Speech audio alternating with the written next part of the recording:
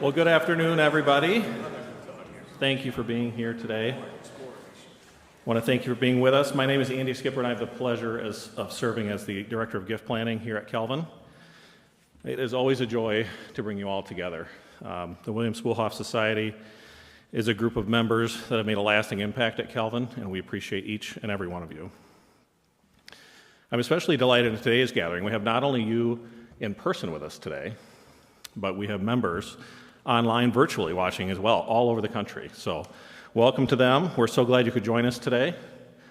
I want to say thank you today to a few team members. Linnell Cook is here, Sherry Terhar, and Kay Casuro could not be with us today, but thank you for making today happen. I appreciate your efforts. As members of the Spoelhof Society, you are part of something special. Your generosity and vision helps make our mission a reality, not only for our students today, but for generations of students to come. Your support sustains our Christ-centered education that is transforming the world through our students. Looking ahead, we are excited to continue offering opportunities here on campus. We're going to be having a volleyball game upcoming, basketball. We're going to have a musical performance from the Calvin Theater Department. And these moments on campus are a great way for you to see the impact that your legacy is making here at Calvin. But this year is especially exciting. Calvin University is celebrating our 150th anniversary. In this milestone, it marks 150 years of faith, inquiry, and global impact here at Calvin. And so what we're going to do to celebrate is actually take these celebrations on the road, around the country and across the world, to 30 locations. And so those of you watching virtually, we hope you join us at a location near you as we celebrate Calvin, the impact we're having, and the future of what we're going to be doing. We'd be delighted to see you at a gathering near you. It's now my great pleasure to introduce our leader for the next 150, or not the next 150 years, leading us into the next 150 years, I should say. We'll keep you as long as you want to be around, Greg. Vision, energy, and deep faith is what kind of characterizes Greg, and we appreciate him. He's a passionate advocate for Christian higher education, and we're grateful to have him here. Integrity, his heart is what he leads with, and we appreciate that. He's committed to spreading the Calvin story around the world because today, more than ever, we need Calvin students in the world. So please help me welcome President Greg Elzinga.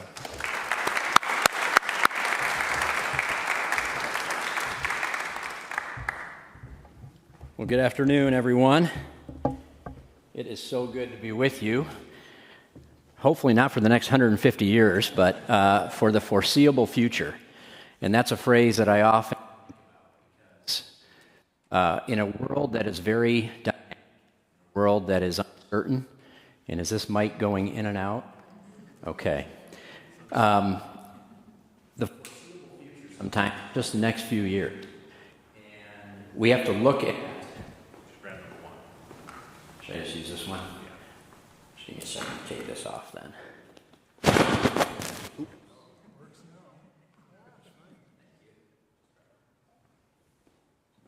So, the foreseeable future, is this not working? No, it's not on. All right. We'll stand here until we get. Okay.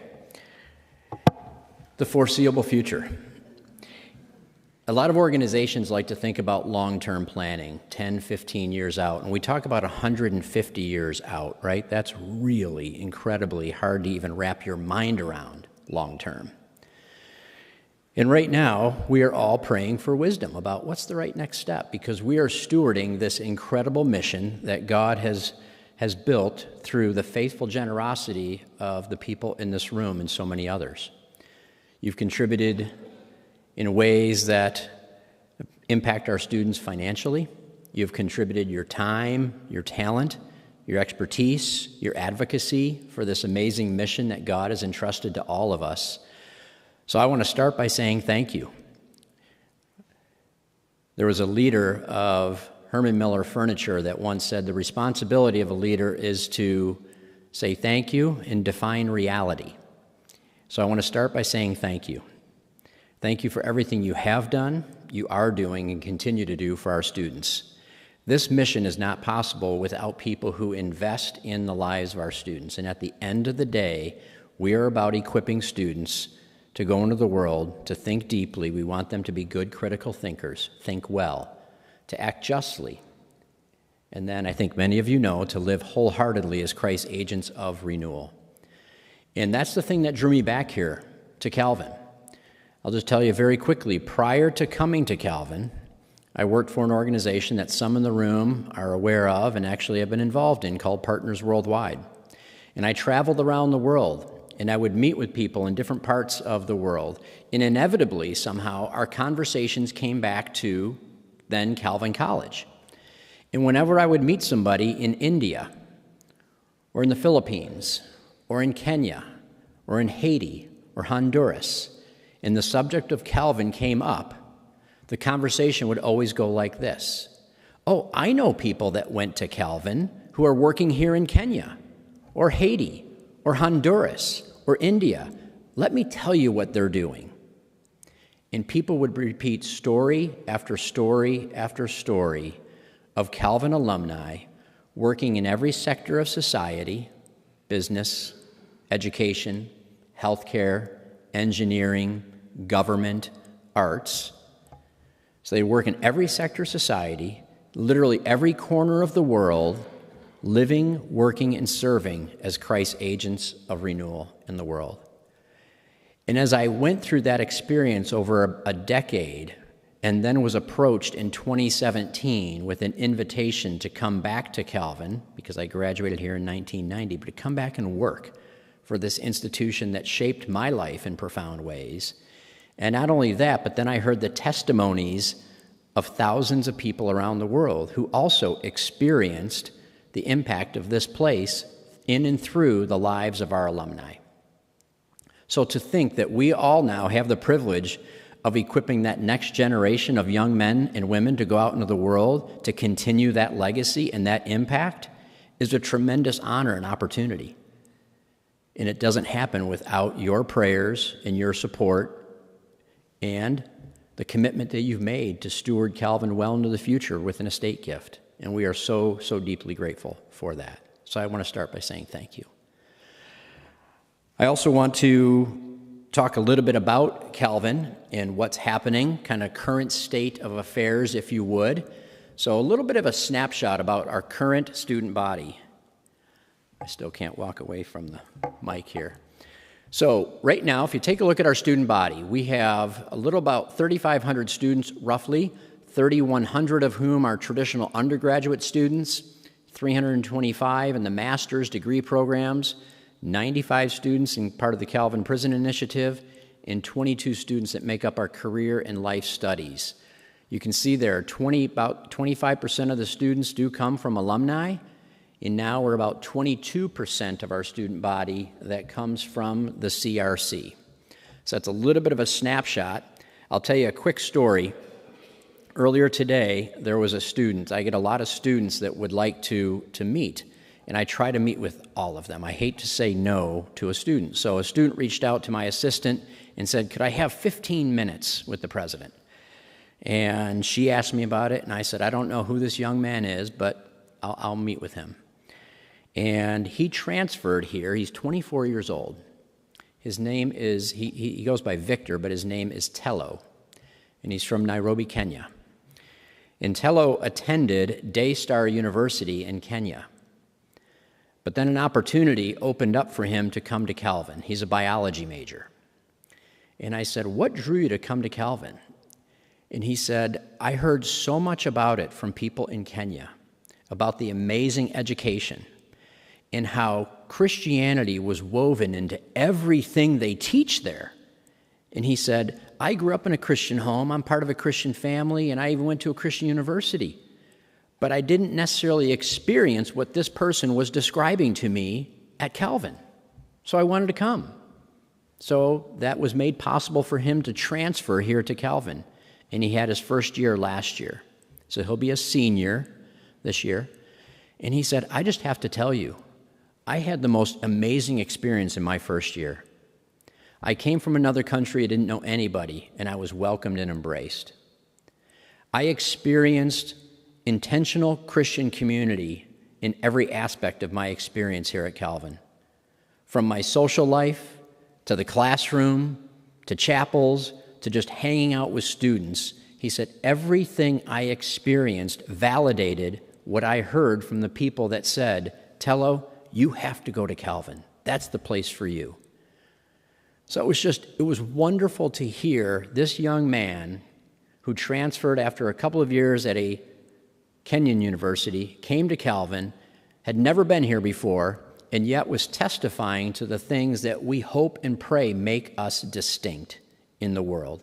Strong Christian community and academic excellence. In fact, he was part of a team this summer who was working with Professor Will Miller in biology. He was part of the team that discovered this rare tick that made some of the news outlets as well. And he said, never before could I have imagined in my first year at University like Calvin that I'd be involved in hands-on research with a professor that would lead to a discovery that got picked up in the U.S. news. And he was so impressed with that. And he was such a great young man. So when we talk about our student body is coming from 48 different U.S. states across the country, from over 55 different nations, and over 50 different Christian denominations represented in our student body. When I was at Calvin back in the late 80s, this is rough numbers, I think about 75% of our students came from a Dutch CRC background, rough numbers. The faith conversations that were happening back when I was a student, now part of this may have been my immaturity at the time as an 18-year-old, but they were not very robust or deep. In fact, I think because so many of the kids came from the same ethnic and denominational background that you just took for granted that, hey, we all believe the same thing, so we didn't really get into some of these conversations. Now I listen to the student conversations that are taking place around Pete's Coffee and other areas, and they are so rich and so deep and so meaningful because kids are coming from different backgrounds. They're coming from different Christian denominational backgrounds. And there's even some that are not coming from a Christian background. But they're welcomed into a Christian community where we keep Christ at the center of everything we're doing, and we're doing our very best to maintain a level of academic rigor that still puts Calvin in the top quartile, if not the top 10 of Christian universities that are respected for our academic standards across the country. So that's a tremendous testimony when you start hearing that from students and seeing the conversations that are taking place. I also just want to mention a couple of accolades. So if you can go to the next slide. So we have some nationally recognized students. I was told I can use this now. Okay, great. Is this working? Okay. All right. So, nationally recognized students. Has anyone heard of the Goldwater Scholars? Ever heard that before? This is the most prestigious undergraduate research scholarship for STEM in the country. And there are about 350 or so students that receive this scholarship each year. The average for schools that have one is about one per school. For the last several years, Calvin has had 2 or 3 each year that have received or been recognized as a Goldwater Scholar. I did a little bit of research when this first came out, and there's only a handful of schools that have had multiples that equal Calvin for this particular scholarship. And some of them are Ivy Leagues and the University of Chicago in Calvin. And I say that because, again, it just speaks to the caliber of the students that we have the pleasure and fortune of educating and equipping here at Calvin. So just tremendous honors for these kids, and they're all incredibly talented, but it's also a testimony to our faculty and staff that they're working with. So if we go to the next slide, I think many of you may have heard about this too. U.S. News and World Report ranked Calvin the #1 undergraduate teaching institution in the Midwest last year, #4 regional university overall, #5 in best undergraduate teaching a few years ago, 11 NCAA division titles, and this is an interesting one that doesn't get a lot of attention. We were ranked among the top 6 baccalaureate institutions for graduates who want to go on to earn PhDs. Calvin has a long, deep, rich history of educating and preparing young men and women who want to go on to graduate school. And as I look around this room, I think there's even some in this room who have had sons and daughters or grandchildren maybe that have gone on to some of the best graduate schools in the country because of the caliber of the education they received here at Calvin. So we're incredibly proud of our students. But again, you don't have great students without world-class faculty as well. So I think everyone has probably heard, and you ride around campus, you see some banners about our 150th anniversary. And this is a special time. I remember when we started planning for this a couple of years ago, it seemed like, oh, that was so far off, and now it's here. And now we're at the front end of celebrating 150 years of God's faithfulness. And a celebration like this is also an opportunity to look back. It is an opportunity to reflect upon the many ways that we have seen God work in and through this institution. And I've had some people say, you know what, I'm not as confident about the future. I just think things seem so uncertain right now. The relationships with denomination, the social political landscape. I've done a fair amount of reading over the last year on the history of Calvin, right? We have gone through, our denominational relationship has been tenuous since the day it started, okay?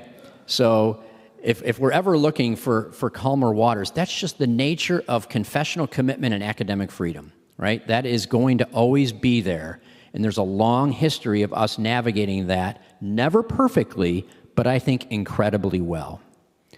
The second thing is, right, just the broader landscape that we're operating in.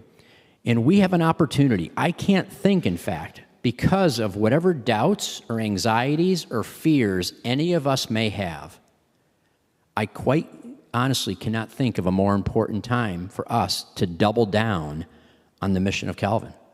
I can't think of a more important time for us to invest in the future of this institution. Because when things like AI and political uncertainty and social changes and culture bombard our young 18 to 22-year-olds from every angle possible, it is critically important that we provide a Christ-centered, world-class educational experience here at Calvin for them. And we are doing that, and we have the opportunity to continue to do that. So this is an opportunity to, yes, reflect on the past, but it's also more important for us to look to the future. One of the things we're going to be talking about tomorrow, so tomorrow is our fall conference. So it's the annual kickoff to the new year with faculty and staff. And the focus tomorrow is on artificial intelligence. Who has used artificial intelligence? Anybody in here use like ChatGPT and stuff? Okay, a few hands. There is no denying it is transforming the workplace. And right now, most institutions of higher education are trying to figure out, well, how do we just prevent students from cheating with it? Okay? We need to somehow figure out how to embrace this to enhance the teaching experience, to enhance the learning experience, and prepare young men and women for a workplace that, whether or not we like it, is going to be heavily influenced by artificial intelligence. All the reports I'm reading in the conversations we're having around campus are that the liberal arts educational experience we provide at Calvin can actually be one of the most important things to prepare young men and women for a workforce or a workplace that's going to be increasingly impacted and influenced by artificial intelligence. So why is that? We need students who are going to be good thinkers. We need students who are going to be good communicators. We need students who can analyze stuff well, not just take whatever AI gives them, but look at it and think, how do we use this in ways that are constructive, not just copy and paste? We're going to need students who are good collaborators, leaders, and not only leaders, but followers. A good leader needs to know when they also need to be a good follower. They need to be good communicators, collaborators. Those are all things. Some people call them soft skills. I've heard them referenced as power skills. Soft skills is undermining the impact of all these things we just talked about. They're power skills, and they're power skills and abilities in a way of thinking that a liberal arts education can help provide for a student. So in a world of AI, I actually think it's going to elevate the importance of how we think about a liberal arts education, how we deliver that education may need to change in the future. So we're talking about what does it mean to have a robust, relevant, 21st century, AI-ready liberal arts education. What does that look like for Calvin? We're going to figure that out. We have to. We have the responsibility to do it. It's going to look different than what it looked like in the past, and it must. If we stay the way we've been doing things, we will be out of business at some point in time. So we have to transform in ways that still keep our mission distinct and clear and compelling to the students and parents who are our customers. They're buying what we have to offer. I want that same mission that's robust, relevant, distinct, and equipping more young men and women to be those Christ agents of renewal in the world that I think we all love. We need more alumni to want to invest in that mission as well.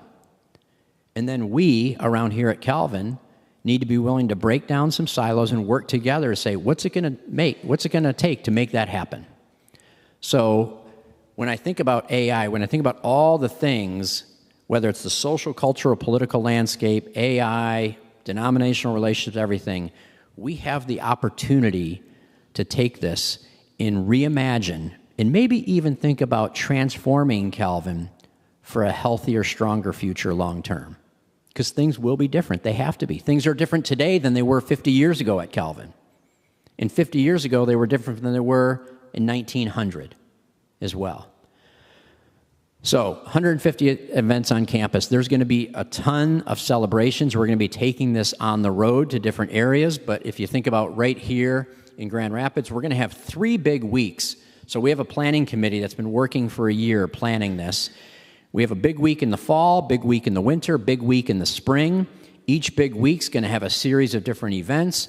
The first one you see up there is September 18 to 27, Hymn Sing at LaGrave CRC, Homecoming and Family Weekend. I think we have 2 soccer games and a football game all in one day, all in the same field. That's going to be a logistics challenge, but they're figuring it out. We have a Calvin Music Festival as well. And then you see their soccer, football, and much, much more for that weekend. So I hope all of you can be part of some, if not all, of those different activities. If you can go to the next slide. You are here because you're members of the William Spoelhof Society. And again, I just want to thank you for making a commitment to invest in the future of our students. The Legacy Challenge, we've been afforded an opportunity now to try and motivate others who don't have Calvin in their estate plan to prayerfully consider including Calvin in their estate plan. Or others that may have included Calvin, but we haven't had the opportunity to really have conversations with you about what that may look like in the future. So we're calling this a legacy honored and a future ignited. So we're inviting others like you to be part of Calvin's future in our legacy estate planning program. So if you go to the next slide here. So a couple of ways, and I think many of you know about multiplication. It's great when you have a gift that impacts or inspires others to give. So as a member of the Spoelhof Society, you've already included Calvin in your estate plan. We are deeply grateful for that. And some of you have told us, hey, it may look to be about this much money, but that changes with stock markets and length of life and everything. So number one, if you confirm that Calvin is in your estate plan, if you could, our team would love to connect with you to just talk about what that may look like in the future and where we can make sure that gift's going to have the greatest impact in terms of amounts and impacts. And if you do this, Calvin will get a fifth, so I'll leave it to Linnell in terms of the specifics, but I believe then it unlocks a $15,000 gift for each one of these notifications. So if you tell us, hey, you're in our estate plan, if you've never told us that before, that's going to unlock $15,000, right? No? How's it going to work, Linnell? You'll get to it? 10%. Oh, 10% of the gift amount, up to $15,000. Okay, so thank you. So a $100,000 estate plan unlocks $10,000 that goes immediately into our campaign at Calvin. So it impacts our student experience immediately, just by telling us Calvin's in my estate. Or if you've already told us that, and we can engage in a conversation about what that amount looks like and how that impact can be used, that would also unlock some of that money as well. So we're very grateful for this. It's a wonderful opportunity to try and expand the number of people. Wouldn't it be wonderful, and I know we have some people that are maybe watching online or will be later, that we could have this room full of people who have dedicated something to the future of Calvin University and our students, and I look forward to that. So I think some questions have come in, so I wanted to give you a little sense of our student body. We're navigating some interesting times for higher education. On the one hand, I've had people say to me, Greg, how are you doing? And I'll say, I'm doing well. I'm doing really well. Because I can't think of a place that I would rather be, despite the headwinds that might be facing higher education in the news out there. I can't think of a place I'd rather be in working alongside a group of people on a mission that I know is making a big impact in the world. So it's an honor to be part of this role. It's an honor to spend a few minutes with you. I think we have some questions that came in, if I'm not mistaken, and we can address some of those and anything else that's on your heart and mind.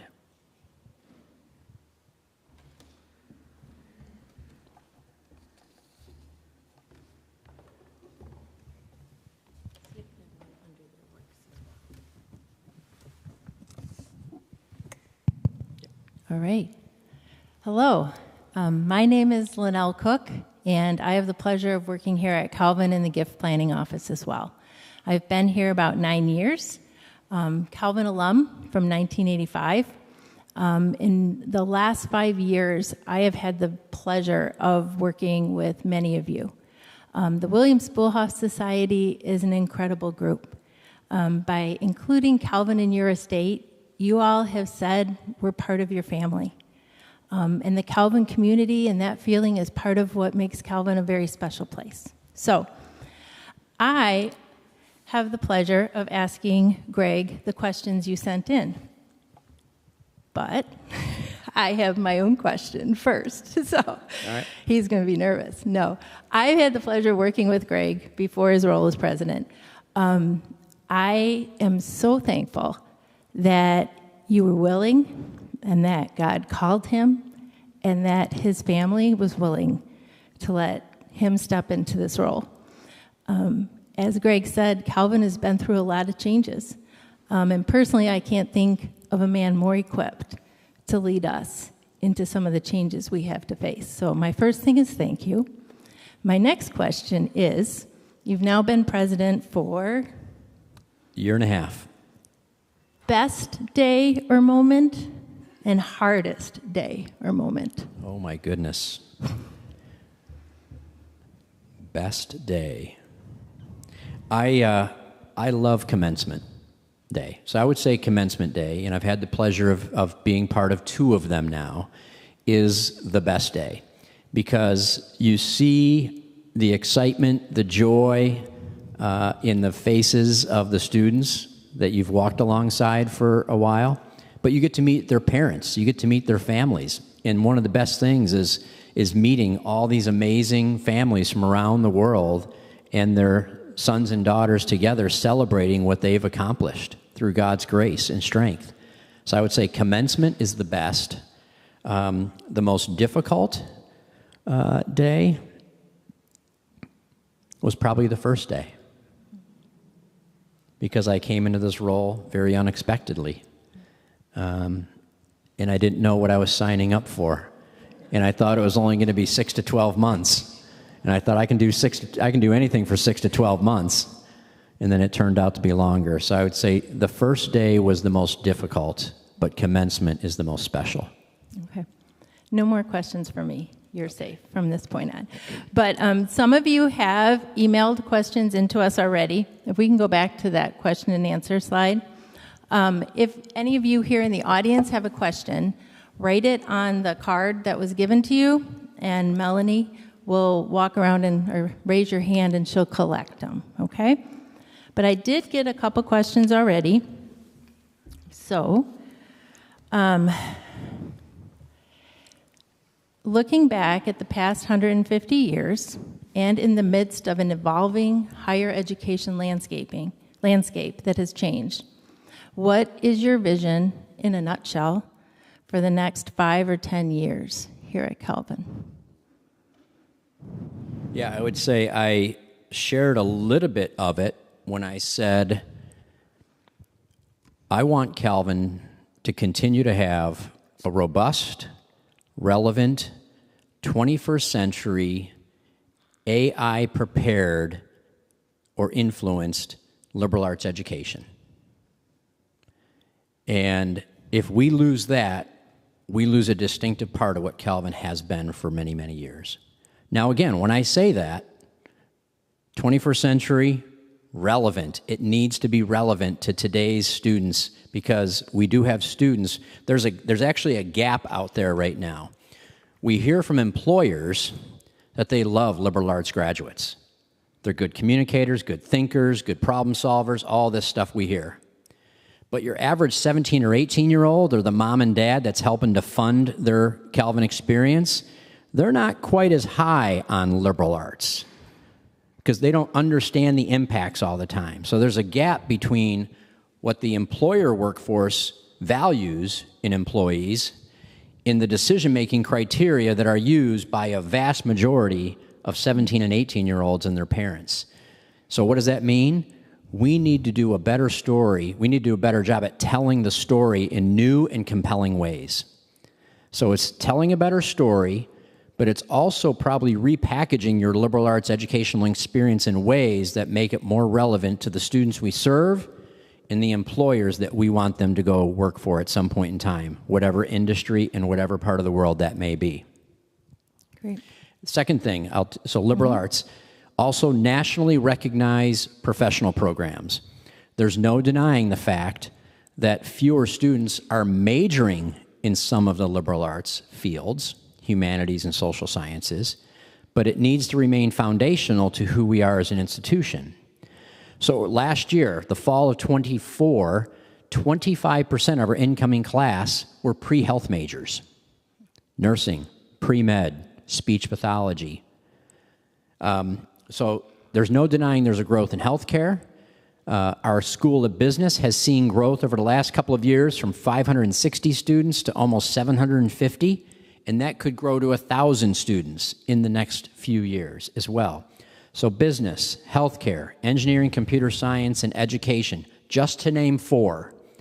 Those are 4 where all Calvin has a history of proven a track record, and I look forward to the day that we actually, by third-party standards, maybe it's even U.S. News and World Report, when they say, you want to go to one of the best schools of business at a Christian university in America, you have to consider Calvin University. You want to go to one of the best pre-med programs at a Christian university in the United States, you have to go to the School of Health at Calvin University. Who's preparing the best teachers in the world for Christian education, public education, homeschool, charter school, you name it? Calvin University. So strong, relevant, robust liberal arts educational foundation, nationally recognized professional programs as well. And then underlying all that is equipping students with a distinctively reformed Christian world and life view that prepares them to go out and live, work, and serve as Christ's agents of renewal in the world. That's my vision. Thank you. Okay, this is a hard one. Okay. Ready? Can you share how academic freedom can be maintained within the context of the confessional commitment that Calvin finds itself in today? Yeah, that's a good question, and I know it's one on the minds of some people. So some of the reading I did, I have 2 books at home on my desk. One is the book written in 1976 by John Timmerman, and it was the 100th anniversary of Calvin.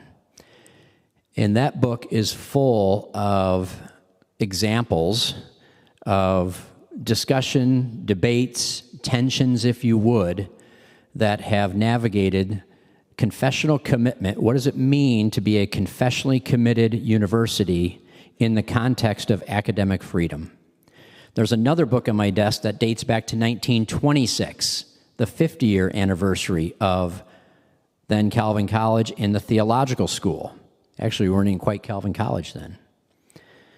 And it too, back in 1926, if I were to share with you some of the excerpts of that book on discussions between the church and the university and the broader academy, it's chock full of examples of trying to balance what it means to be a reformed, confessionally committed university of higher education, while at the same time creating space for rigorous intellectual inquiry. I don't believe, and not everyone here may agree with me, I believe we can continue to maintain that. Without question, I believe we can continue to maintain that. I do not think the decisions that were made by Synod threaten that. Again, some may disagree with me, because the university's position on the issues that have been debated and discussed the last 3 years have been the position for 149 years. We still have the opportunity to ask tough questions. A professor still has the opportunity to present students with different perspectives on a controversial issue. Where the church has spoken into some things, we want to make sure that students are clear that this is the church's position on some things, but that doesn't mean that we can't continue to talk about the various perspectives that are out there in the world on some controversial issues. So I'm a staunch advocate of it. I actually think in the CCCU, which is the Council for Christian College Universities, which is one of the associations we belong to, has some great documents on this. Calvin itself has a 75 to 100-page document called Confessional Commitment and Academic Freedom. I mean, I would actually argue, of all schools out there in the Christian college landscape, Calvin has thought more deeply and written more extensively on this than almost any other Christian college university. And I think we can continue to exercise that spirit of academic freedom within the context of being a confessionally committed institution. We've been doing it for 150 years, and I think we can continue to do it. Thank you. Appreciate that. This came from the audience, and I love this question. Many things may keep you up at night, but what new initiatives or events here at Calvin have brought you joy and reassurance?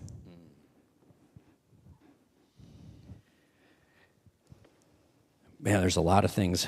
In terms of joy, I love seeing the diversity of our students. And it's not diversity just black, white, male, female. It's the diversity of thought and perspective and lived experiences that all of our students bring to this campus community. It brings me joy because if I think about where I've learned the most and grown the most, it's always, without exception, happened when I'm around people who see things differently than me. It challenges my thinking, it opens my eyes, it expands my horizons. In some ways, it maybe further reinforces my convictions that I've already held on certain topics or issues. But in other ways, it's helped me to grow much more expansively about that as well. And I see that happening with our students. So it brings me joy when I see our students learning from each other and growing from each other and getting kids outside of their comfort zone and their bubble to actually engage in conversation with students who maybe didn't have the same background as them, maybe didn't come from the same socioeconomic class that they did, or maybe a Christian school or country. And I think that's where some of our best and most exciting learning can happen. So that brings me joy when I see that. Thank you. Unfortunately, we're at 3:45. Do you have time for one more question? Yeah, I mean, Okay. I think I'm Are you good. good? Let's keep going. Okay. keep Maybe going. two. So there's new turf for football. Yes. What is going on there? Yes. So who's seen the football turf? Anybody seen it at the back of campus? If you haven't seen it, drive around. It's really beautiful. So we were blessed to have a small group of donors that helped fund what we're calling phase 1 of the football project. So phase 1 is what you see back there. It's turf and lights. You'll notice there's no place to sit unless you want to sit in the sand on the side of the hill. But our team is practicing down there this fall. So they've already started practicing. They will play their games this fall in our soccer stadium. So we're making some adjustments to accommodate some more fans to have games played in the soccer stadium this fall. It presents some logistical challenges in terms of scheduling and putting lines on and taking lines off, but they got it all figured out. They're going to do it. It's not ideal. And if you do that long term, because some people say, why don't you do it long term? You'll be replacing that turf about every 3 years instead of every 7 to 8 years because of the amount of traffic we'd have on it. And that you increase your costs that way too. So phase 1, turf and lights in place, donor funded. We will continue to work toward phase 2, which would be putting stands in the side of the hill, putting a press box up on top, and a scoreboard. I don't know if that's going to happen by next fall or fall of 27. We're in talks with donors about the timing of certain gifts to help us get to phase 2, but we're committed to get there as soon as possible. So the soonest would be next fall.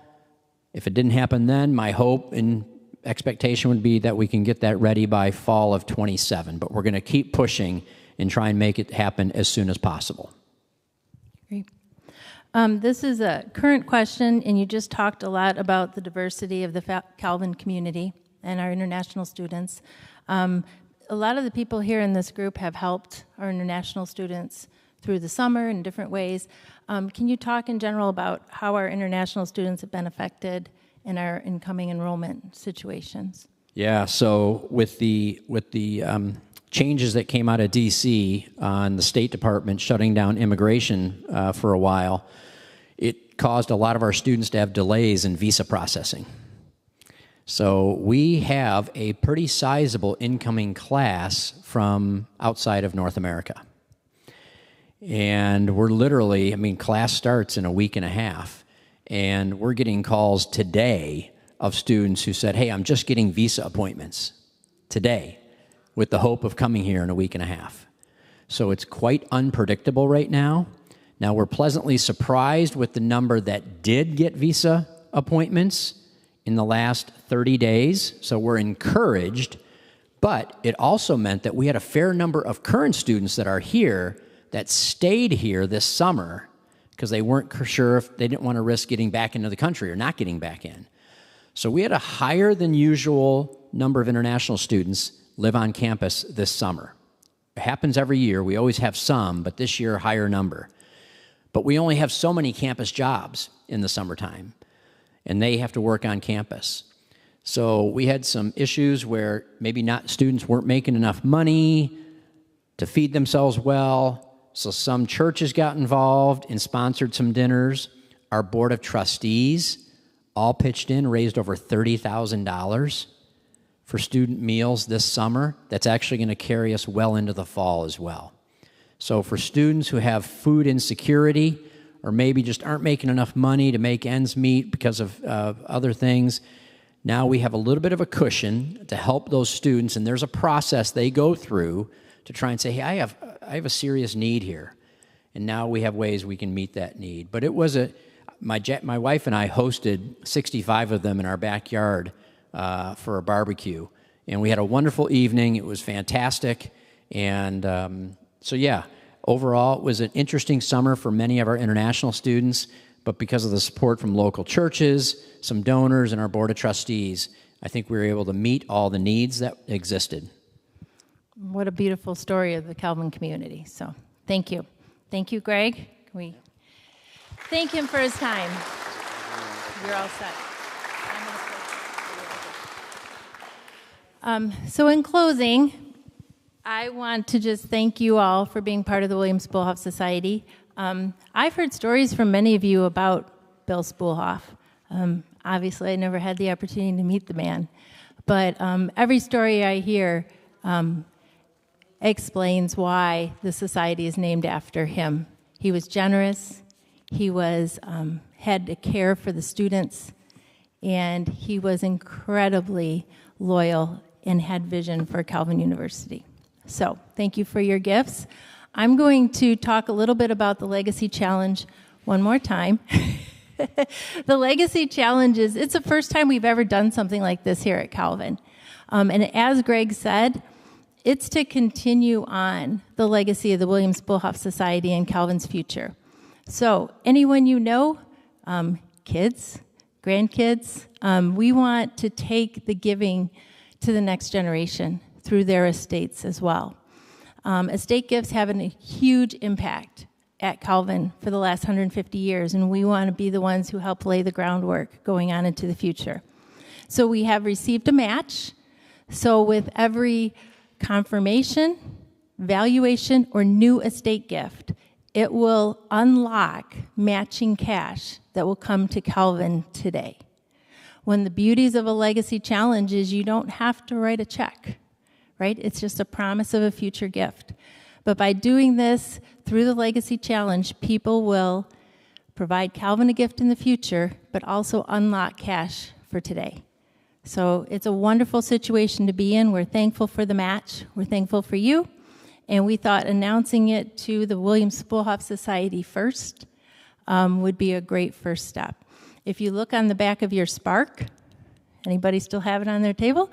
You'll see that the Legacy Challenge was advertised on the back of that too.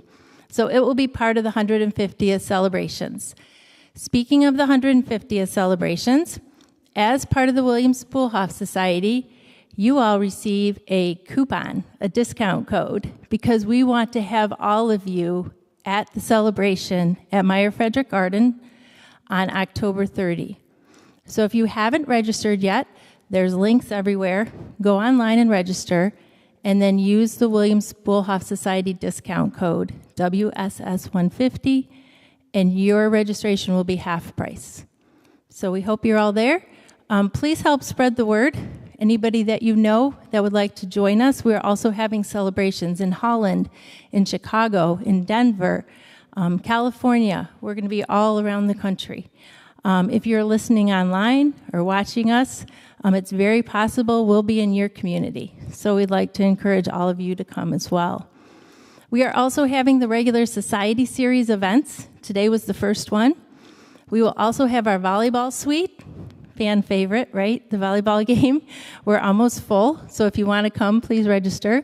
We'll have our basketball suite, also a fan favorite, and we'll also do the spring musical this year, the spring play.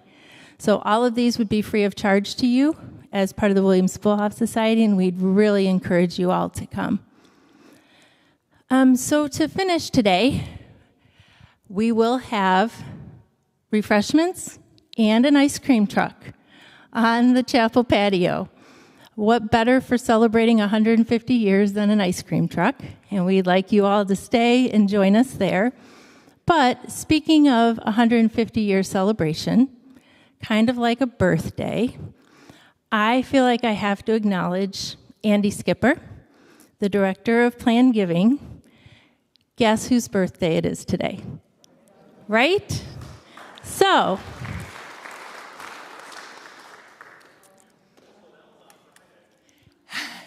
Andy, would you all join me? Come on up. I have a birthday cupcake for you.